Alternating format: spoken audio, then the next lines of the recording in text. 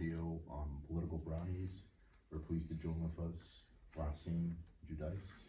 She's a school teacher at Red Bank Regional High School, and she's also co-chair for Monmouth County Democrats in Middletown, correct? Yes. How long have you been doing that for? I've been involved with the Middletown Democrats for probably 6 years. I don't quite remember how many years, but I was recording secretary, and then I was voted as vice chair 2 years ago. Okay, So awesome. this is my second year as vice chair.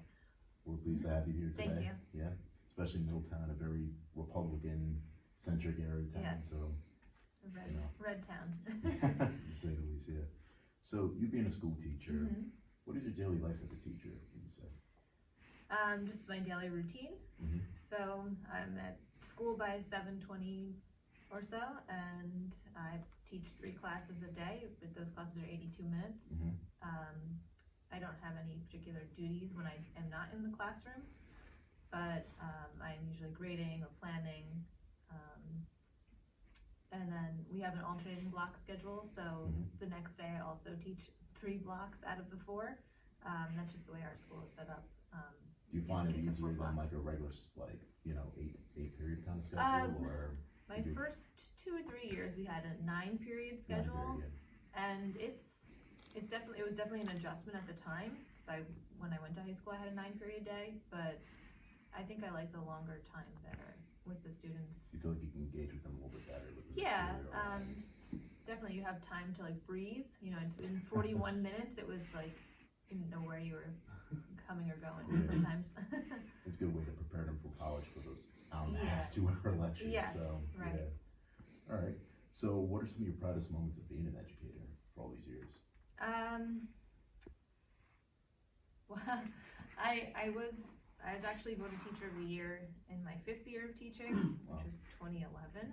Congratulations on that. Thank you. And I was pretty surprised, actually, because I wasn't really, wasn't expecting it, and I was only in the classroom for 5 years at that point.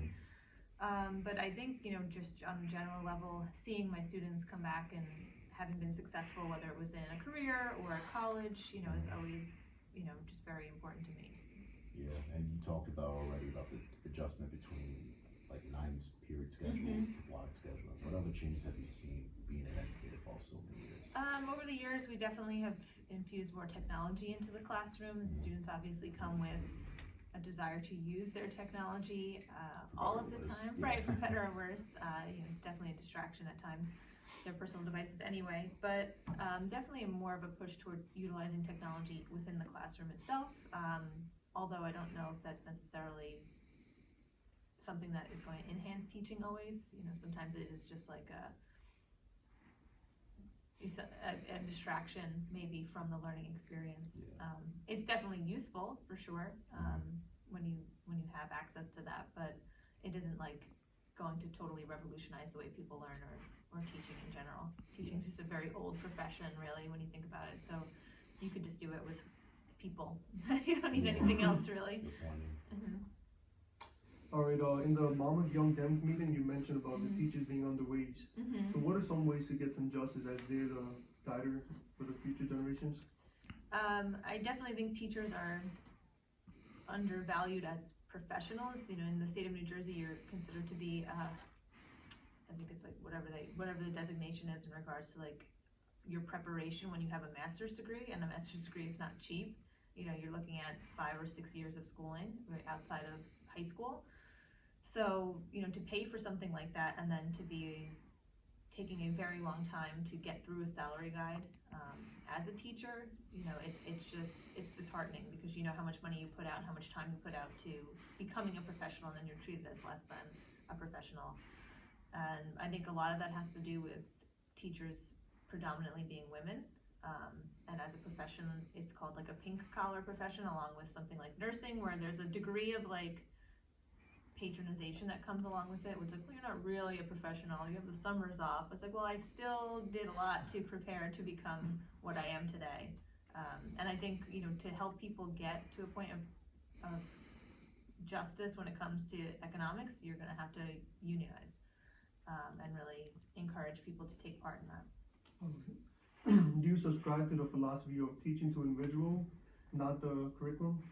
I am, in a position of, as a history teacher, I'm not really a tested subject, so I don't have to worry so much about hitting particular benchmarks, though there are standards for, history education and just education at a certain level in general. But I definitely think that teaching to the class or the individual is much more important than, making sure that we've taught to a test or to a particular curriculum. All right, now moving forward to environment, I just want to know how, I'm pretty sure a lot of your students remember Sandy when it happened. So I just want to know, how has the climate crisis affected your students? I think they're getting to be more concerned about it, and we had some discussions already in my freshman level class about the climate change and climate crises and all over the world, and some of them do remember Sandy, though they were probably very young. They were maybe in elementary school, so they may have been adversely affected, like their houses might have been destroyed or flooding. We have kids coming from all over Monmouth County and many beach towns, so like Union Beach and Belmar, Bradley Beach, all those places were affected pretty negatively. And, I think it definitely has an effect on students, and they can kind of visualize and actually have like a moment in their lives where they know that climate played a role in totally disrupting their way of life. I had a guest speaker from Democracy Now! Skype into our classroom with the freshmen and talk about how the media portrays the climate crisis, because it somehow makes it seem like somebody else is doing something rather than them having to get involved so much. And I think they really took that to heart, and they had a lot of questions about what they're being shown in the media and how it's being discussed with them. And what role can they play is definitely something that's on their minds. All right. On the bright side, there has been a lot of whale sighting recently, and especially in the Maryland Bay. So I just want to know, will you consider taking a school trip to show your kids? That would be nice if we had the funds to do that. We have students that are in classes that are more specific to marine science and the environment. So those classes do have opportunities to go on field trips, and I think they actually do go to Sandy Hook once a year. So I know they help to like replant dune grass, and the school, like some clubs in the school actually do like beach sweeps and whatnot. So they're definitely out there and checking out what's going on. Do you know any of your students that participated in the climate strike a few weeks ago? Not that I know of. We talked about it in some of my classes. The day of the climate strike, the students came down and were participating in some of them. There's optional, just like watching Greta Thunberg's TED Talk, and she's a 16 or 17-year-old Swedish girl who's on a school strike right now to promote awareness about what can we do for climate action. What are some of the top issues your students have brought up pertaining to climate change? I think some of them are very sophisticated, and I guess they do research about it because they don't see it as something that an individual can do on their own. They definitely feel like the government needs to become involved in some way, or that there needs to be some degree of government regulation on businesses. It was either a sophomore or a freshman actually asked me the question about how do we combat like the meat lobbyists and the oil lobbyists, and I don't know if I necessarily have the answer to that, besides continually putting pressure on people to think about something beyond profit. Okay. And that's a really good point, because something you'll hear a lot too is that people will bring up the free market argument, where well, the free market will adapt to climate change, eventually fight these remedies. But for the last 30 years, since climate change has been well known to the public, there hasn't been really any real effort to fight it in private enterprise. Yeah. So that actually brings me up to my next question. So would you consider this a very top issue for students coming of age in this tumultuous era of lobbyists still lobbying for like fossil fuels and the structural damage, to say the least? I think climate will play a role in that. I think that we'll be able to reverberate the damage that has been brought on by the fossil fuel industry, by any chance? Or I would like to believe that we can. maybe from teaching history, somewhat cynical, but then at the same time, you know, there are things that when you teach a subject like history that are always surprising, and you just regain hope that, you know, humanity will overcome whatever the challenge is. But we can't necessarily hope that there's some sort of magic bullet out there, and that at some point, you know, the free market's going to turn to everything green, because obviously they haven't done that yet. They're just exploiting what's already in place for themselves. And I guess there's a hope that for people who are benefiting from that, they're going to go into a bunker somewhere and not be affected by climate change. But you know, that's terrifying. So then, from like a macroeconomic standpoint, are you for or against the Green New Deal in combating this?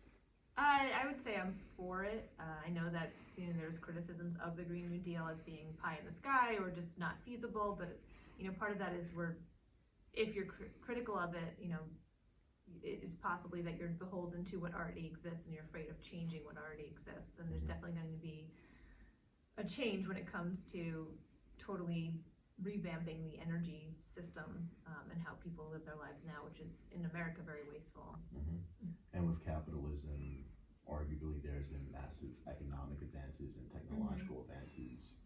Do you see, like, once again, we were talking about before about how you don't think that the private market could necessarily solve it on its own, but could technological initiatives be able to like help and like steer into like the positive direction, or not necessarily?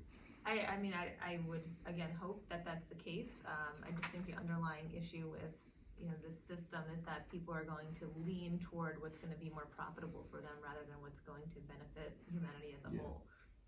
And that's just the incentive of the entire market right now.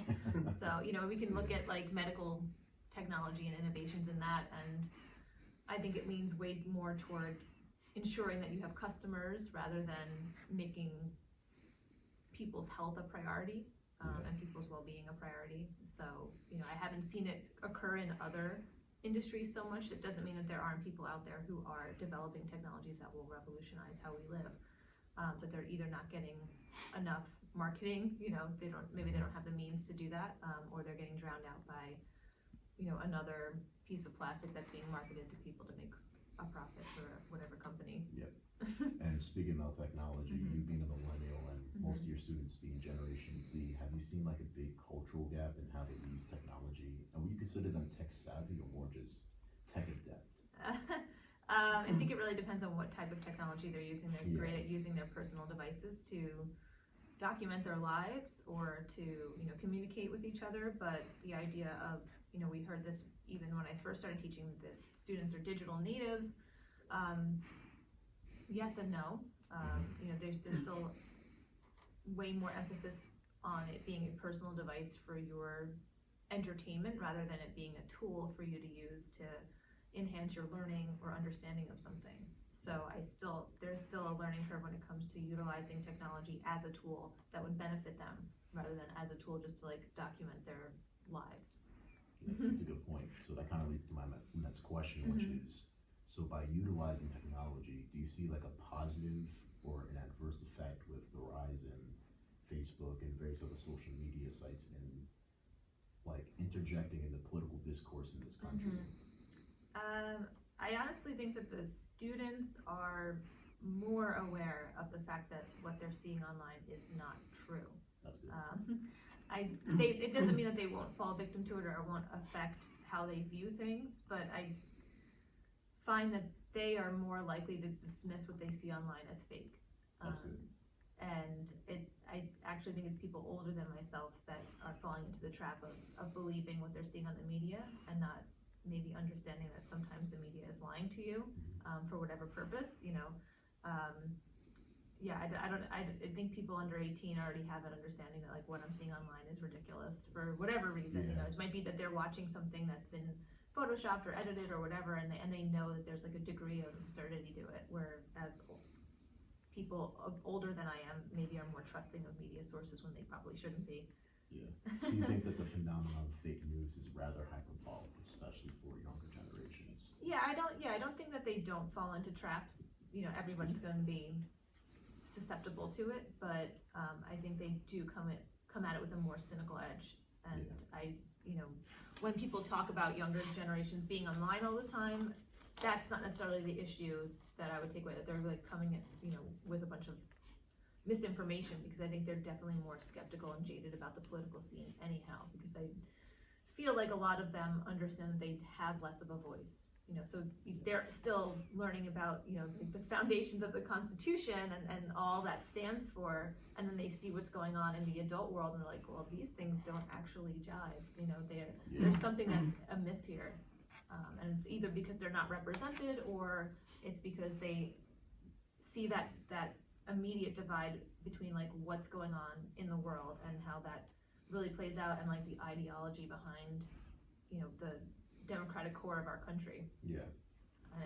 And I think older people may romanticize that a little bit more, whereas as you're studying it, you're like, oh wait, this is actually not what's going on, and this isn't really feeling to be what the process should be. Yeah. Do you find that they're a little bit too cynical for their own good though, or? Sometimes, and I just feel like, you know, it's because people have been dismissing anyone who's under 40 really, as having to wait to make change. But, you know, if we're looking at historical movements, young people have always been on the forefront of activism. You know, there's children's marches and children's participation, and we can go talk about like kids who are in elementary school, you know, taking part in various movements over, you know, United States history, but over world history as well. So, you know, I don't think we should think that students don't understand what's going on, because it's condescending to them and their ability to really participate in this world. Definitely. Even though you said a lot of times it's the older generation that follows, I guess, the media than the younger generation. The fact that there's so much contradiction in the media, and a lot of younger generation there, I guess, not that they don't care, but they get pushed away from the media because they don't know what's the difference between the truth and lie. Right. So what is some advice you'll give to the younger generation on how to follow up the reality versus fake news? Yeah, I think if they're starting at a point of finding something interesting online, like on social media, though I think a lot of younger people don't use Facebook as much as maybe people over 30 or 40. You know, if they're finding that something is skewed, or their interest is piqued by a headline, they should probably find alternate sources. You know, look up the general topic and see what else comes up, because when you're looking at something that's shared on social media, you know, there's an algorithm. So if you're looking at a lot of pages that lean conservative, you're going to get headlines that reflect that. If you're looking at a lot of pages that lean liberal, you're going to have headlines that reflect that as well. You know, you're going to be offered posts or videos to watch next that are fitting into a particular algorithm. So students have to realize that, like, those aren't necessarily, because there's a preponderance of them doesn't necessarily mean that it's true. It's just that, you know, somebody has queued up, or a computer, you know, software has queued up all like-minded videos. So if they want more information about a topic, they should probably go outside of whatever they're looking at and find a couple of different sources, you know, just to get a background on it, and then they can draw their own conclusions rather than just go with what's initially presented to them. And that goes along with, you know, when they're in the classroom as students, either in, you know, high school or college, they should be asking questions of everybody and everything, because nobody really is an expert. So do you think, as you see a lot of older candidates are running for presidential elections and stuff, do you think the younger generation is going to start getting more interest in politics again and start coming towards it, or we're just going to keep losing it? I don't know. I don't know if age is so much as important as if the candidate is listening and really speaking to the American people, or whomever, you know, they're trying to attract as a potential voter. You know, somebody could be 35 and out of touch with people younger than them, or, you know, America as a whole. So I don't know if age is necessarily the only factor there. It has to be if the person is willing to learn themselves and be vulnerable enough to listen and maybe be critiqued and change their point of view about something. All right. And one more question. What is some advice you would give to political strategists, consultants, etc., to reach out to young people then? Like, what type of issues should they be marketing young people to?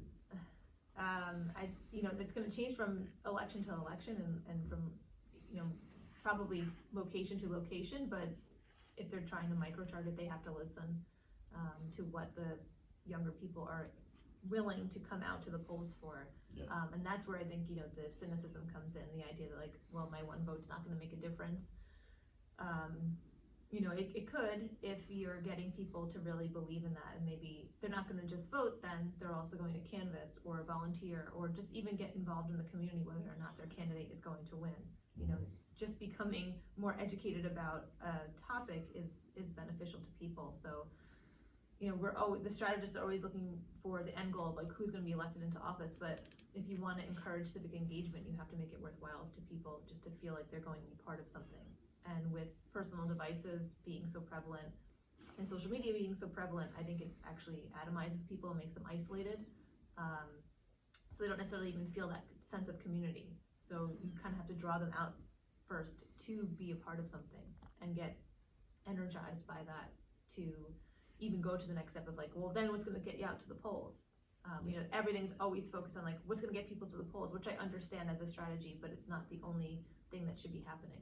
You know, we wanna get people engaged for more than just one day every year or every 4 years. Yeah. We wanna get people engaged all the time to be like part of the fabric of what is this country. Right, and a great way to get engaged is also education reform, I would say. Just people being aware of the issues, correct? Like maybe like a civics class in high school or something like that, right? Right. Yeah. Civics isn't really a requirement.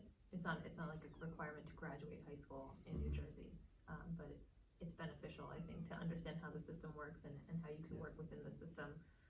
Yeah, all right, sounds great. All right, so that concludes our interview with Roxanne Judice, school teacher at RBR and Monmouth County Democratic chairman, vice chairman Vice, yeah. at Middletown. We appreciate you sticking along and watching, and check out some more interviews coming around. Thank you. Have a good one. Take care.